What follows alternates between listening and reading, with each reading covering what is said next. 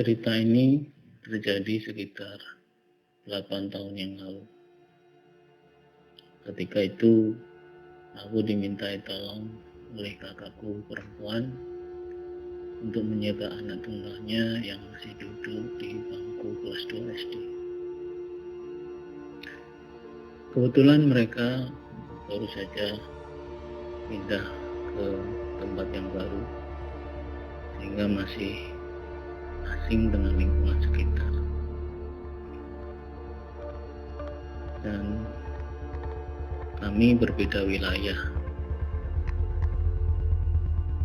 Setelah persiapan beres, berangkatlah aku dari kota Kediri menuju Jakarta. Pertama kali aku menambahkan kaki di kontrakan kakakku, merasakan hal yang aneh, mulai dari hawa yang suram dan entahlah, aku tidak bisa menjelaskannya secara gampang. Yang pasti banyak hal-hal mistis yang terjadi setiap harinya, sehingga aku pun sulit membedakan antara itu nyata atau halusinasiku semata. Sesungguhnya banyak yang ingin aku ceritakan, dan sebelumnya juga aku sudah bercerita kisah yang lain, tetapi yang paling berkesan hingga saat ini adalah kejadian berikut ini. Suatu hari sekitar jam 11 lebih, 11 siang tepatnya, keponakanku seharusnya makan siang, tetapi dia tidak ada di rumah. Sehingga aku mencari dia dan aku pergi ke lapangan tenis tempat biasanya dia bermain bersama teman-temannya.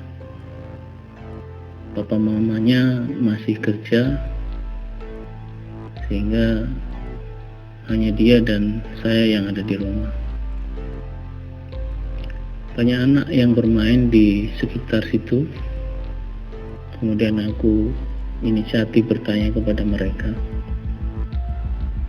tetapi mereka bilang tidak tahu atau tidak melihat keponakanku.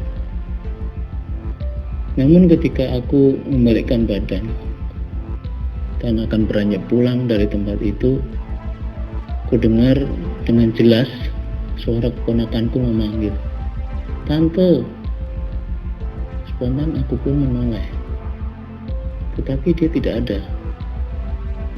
Kemudian aku bertanya kepada anak-anak yang masih ada di sekitar situ. Aku tanya mereka, "Apakah kalian mendengar suara panggilan?" Rupanya tidak ada satupun yang mendengar. Kemudian akhirnya aku putuskan untuk pulang kembali ke rumah.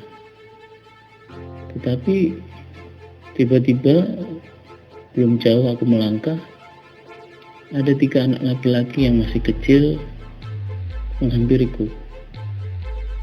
Salah satu dari mereka bilang, "Saya tahu tante, di mana keponakan tante." Katanya lagi, "Tadi saya lihat dia sedang main di dekat sungai." Wah, langsung aku panik. Tanpa pikir panjang, aku mengikuti ketika bocah itu menyusuri jalan yang sangat asing bagiku.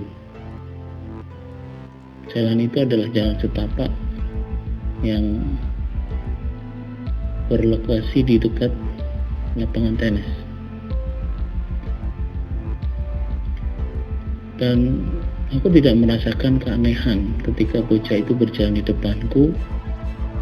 Mereka tanpa banyak berkata-kata, mereka berjalan saja. Dan sesekali mereka menoleh. Kalau aku dirasa jauh dari mereka, mereka berhenti dan menungguku. "Ayo tante," ucap salah satu dari mereka. Yang aku ingat, sebelum melewati belakang rumah orang, ada seorang nenek bongkok berdiri di pinggir jalan setapak di sebelah kanan.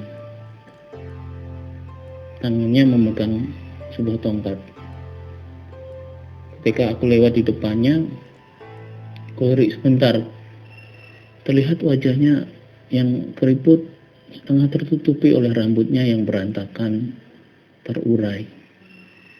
Padahal disanggul ala kadarnya dan tidak rapi.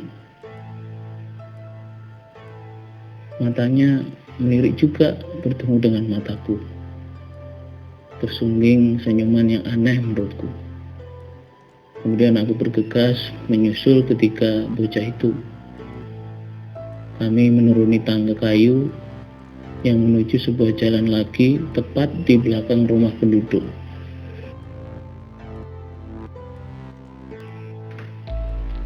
Kali ini mulai kurasakan hal yang aneh. Hawanya agak dingin dan berkabut. Padahal hari masih siang dan tidak sedang hujan. Terasa sepi, suram, dan angin pun tak kurasakan bertiup. Padahal di kiri kanan jalan banyak sekali daun-daun kering yang berserakan. Anehnya jalan aspal yang kulalui dengan ketiga bocah itu sangat bersih. Padahal di samping-samping jalan sekali lagi banyak daun-daun kering. Jalan terus menanjak naik, tapi aku tidak melihat tanda-tanda keberadaan keponakanku. Sungguh aneh. Sepanjang perjalanan, aku tidak berpapasan dengan siapapun lagi. Dingin dan berkabut tipis terus menyertai perjalanan kami. Samar-samar di sebelah kananku kulihat di tengah-tengah kebun yang berpagar tanaman ada sebuah joglo yang tidak terlalu besar. Sejenak aku berhenti dan berjinjit mengintip ke dalam kebun itu. Masih berkabut, kulihat samar-samar di dekat bangunan itu ada bekas kendi-kendi dan entahlah apa lagi yang ada di dekatnya. Aku tidak begitu jelas. Sepertinya habis dipakai sebuah ritual atau semacamnya. Ayo tante, bangunanku buyar. Setelah berlari, aku kejar tiga bocah itu. Aku tanya mereka, masih jauhkah sungainya? Mereka hanya mengangguk sembari terus berjalan.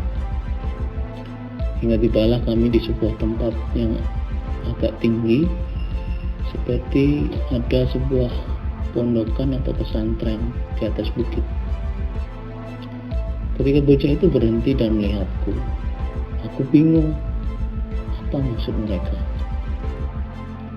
Sesaat aku terdiam dan mengamati pemuda-pemuda mengambil air wudhu bergiliran. Lalu kuberanikan diri menghampiri salah satunya. Aku jelaskan ciri-ciri keponakanku yang sedang aku cari, tetapi tidak ada satupun yang tahu, termasuk pemuda itu. Katanya di sini sungai ya cuma satu, di bawah sana itu. Tapi dari tadi ketika kami di sini tidak melihat anak-anak main di dekat sungai. Begitu katanya. Pandanganku pun beralih ke arah sungai yang ditunjuk pemuda itu, yaitu jauh di bawah sana. Betapa terkejutnya aku dengan apa yang aku lihat barusan. Persis di pinggir sungai, di antara kabut tipis dan pepohonan, samar-samar aku lihat sebuah sosok wanita cantik bermahkota, seperti ada mustikanya di rambutnya di bagian dahi, dan rambutnya yang panjang terurai sungguh menunjukkan kewibawaannya. Namun astaga, tubuhnya panjang sekali, menyerupai ular. Iya benar, itu pasti ular. Tapi ekornya tidak kelihatan ujungnya sampai di mana. Dan ketika aku perhatikan, tatapannya sadis ke arahku. Padahal jarak kami begitu jauh. Aku di atas bukit, dia jauh di bawah sana. Kelihatan seram giginya bertaring dan menyeringai. Melihat itu, tubuhku menggigil ketakutan. Anehnya, selain aku tak seorang pun melihat sosok itu, termasuk anak-anak tadi. Kemudian aku segera bergegas meninggalkan tempat itu dan mengajak ketiga bocah itu mencari ponakanku lagi, karena di sungai tidak ada siapa-siapa. Kami terus menanjak ke atas tanpa rasa lelah, hingga sampailah kami di puncak bukit. Sesaat ku amati sekitar bukit itu, ternyata aku telah berada di tengah-tengah area pemakaman. Ya Tuhan, kenapa aku sampai di sini? Tiba-tiba kulihat ada dua orang pemuda sedang duduk-duduk di sepeda motor mereka. Mereka sedang merokok dan tiba-tiba berhenti merokok dan menatapku. Mereka bertanya dengan heran, "Bu, Ibu mau kemana? Berani sekali sendirian sampai di sini?" tanya salah satu dari mereka. "Oh iya bang, saya sedang mencari keponakan saya," kata bocah-bocah ini. Ada yang melihat keponakan saya main di sungai. Ternyata tidak ada, jawabku. Mereka pun mengernyitkan dahi dan berkata lagi, "Ibu mending pulang saja. Sebelum gelap nanti tersesat. Ini sudah sore.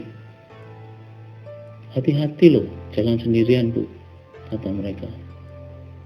"Saya nggak sendiri kok, ada 3 bocah penunjuk jalanku," jawabku, sambil berlalu dari mereka dan pulang.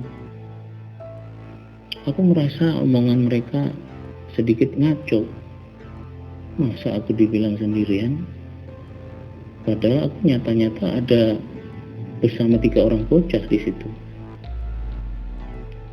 Karena tak menemukan keponakanku, akhirnya aku putuskan untuk pulang saja dan terasa jalan kami lebih cepat dari sebelumnya. Kami menuruni bukit dan kembali ke jalur di mana kami berangkat. Dan ketiga bocah itu mengantarku ke tempat yang sama ketika kami memulai perjalanan itu. Dan perjalananku bersama mereka berakhir di dekat lapangan tenis. Meskipun keponakanku tidak bertemu, tapi aku tetap berterima kasih kepada ketiga bocah tadi yang berbaik hati mengantarkan aku mencari keponakanku. Kemudian aku memberi mereka uang sejumlah Rp15.000, yaitu 5 ribuan sebanyak 3 lembar untuk masing-masing anak-anak itu. Setelah bilang terima kasih, tiba-tiba aku ditegur oleh tetangga kakakku yang sedang lewat. Dan ketika aku menoleh, ketiga bocah tadi sudah tidak ada lagi.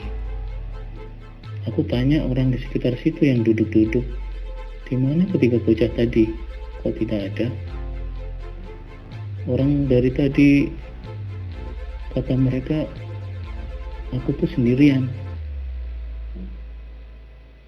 Meskipun masih penasaran, aku cepat-cepat pulang dengan beribu-ribu pertanyaan di otak. Sampainya di kontrakan, rupanya aku melihat keponakanku sudah berada di rumah. Aku peluk dia, kemudian aku tanya, "Dari mana saja kamu seharian? Tante nyariin kamu sampai ke bukit-bukit sana." Dan dia heran melihatku. Katanya, Aku tadi cuma main ke rumah sebelah kok, tante aja yang kemana aja sampai maghrib baru pulang. Masakan tante udah aku makan. Mendengar jawaban keponakanku, badanku seketika lemas. Dari kejadian itu, aku bisa menyimpulkan bahwa area di mana kakakku tinggal adalah area yang mistis. Karena sungguh di luar nalar ketika aku melihat anak-anak kecil tadi itu seperti anak-anak biasa pada umumnya. Bukan seperti tuyul atau makhluk halus seperti apa yang mungkin secara fisik mereka wajahnya aneh atau bagaimana. Dan ketika aku ketemu dengan nenek-nenek itu juga seperti aku melihat nenek-nenek biasa.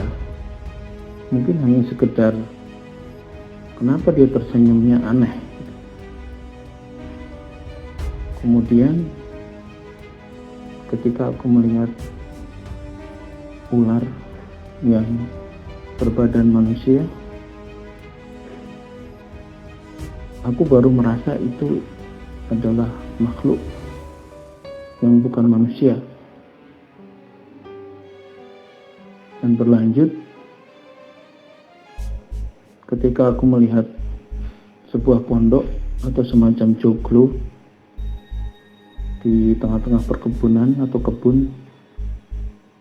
Mungkin itu adalah tempat pemujaan buat mereka yang ingin mencari pesugihan atau melakukan ritual tertentu yang berbau mistis. Dan kecurigaanku ketika anak itu adalah bukan manusia, karena pemuda yang aku ketemu di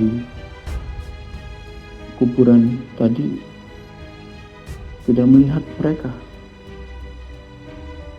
Pertanyaannya, jadi siapa sebenarnya tiga anak kecil tadi? Dan kenapa kalau disebut siluman ular yang aku lihat tadi begitu marah melihat aku? Ya, itu sebuah misteri sekali lagi.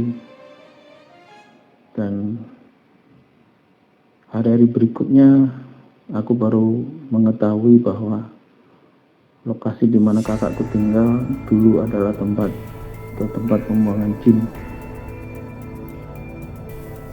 Dan sampai saat ini banyak cerita yang beredar.